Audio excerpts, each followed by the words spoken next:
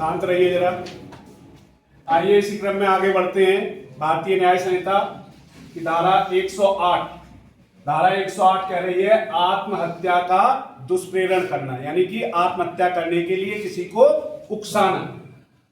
Abetment of suicide, यदि कोई व्यक्ति आत्महत्या करे तो जो कोई ऐसी आत्महत्या का दुष्प्रेरण करेगा वह 10 वर्ष के कारावास और जुर्माने से दंडित किया जाएगा। अब आते हैं धारा 109। ये पहले थी धारा 307 आईपीसी में, कहते हैं ना हार्म मर्डर। तो अब ये हो गया है हत्या करने का प्रयत्न। 109 में हत्या करने का प्रयत्न, अटेम्प्ट टू मर्डर। जो कोई किसी कार्य को ऐसे आशय, आशय का मतलब ऐसे इंटेंशन से और ज्ञान नॉलेज से और ऐसी परिस्थितियों में करेगा कि यदि वह उस काम के द्वारा मृत्यु कारित कर देता तो वो हत्या का दोषी होता। लेकिन यहां हत्या मरा नहीं है तो हत्या का क्या हो गया, प्रयास हो गया। तो कारावास 10 वर्ष तक और जुर्माने से दंडित किया जाएगा।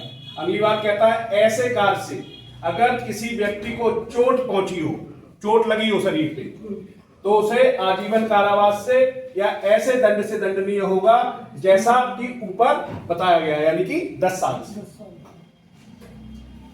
अगली बात बताता है सबसेक्शन 2 में, 109 के सबसेक्शन 2, आजीवन सिद्ध दोष का दोहरा प्रयत्न। इसका कहने का मतलब यह है कि जिसको पहले से ही आजीवन कारावास हुआ हो और वो किसी को मारने का प्रयास करता है तो उसको मृत्युदंड भी दिया जा सकता है और आजीवन कारावास जो शेष प्राकृतिक जीवन काल के लिए होगा। देख लेते हैं, इस धारा में वर्णित अपराध करने वाला कोई व्यक्ति आजीवन कारावास के दंडादेश के अधीन हो, तब ऐसी चोट कारित हुई हो तो उसको मृत्युदंड या आजीवन कारावास जो शेष प्राकृतिक जीवन काल तक के लिए होगा दिया जाएगा। अब आते हैं धारा 110। तो धारा 105 में दिया गया है आपराधिक मानव वध के लिए दंड।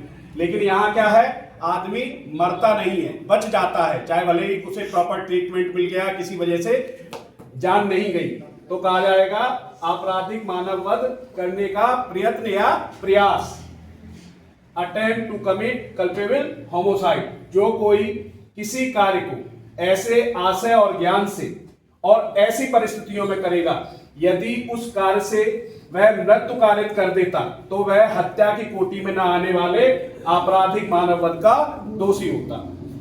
अब बच गया है तो उसे 3 साल तक की सजा और जुर्माना या दोनों से दंडित किया जाएगा।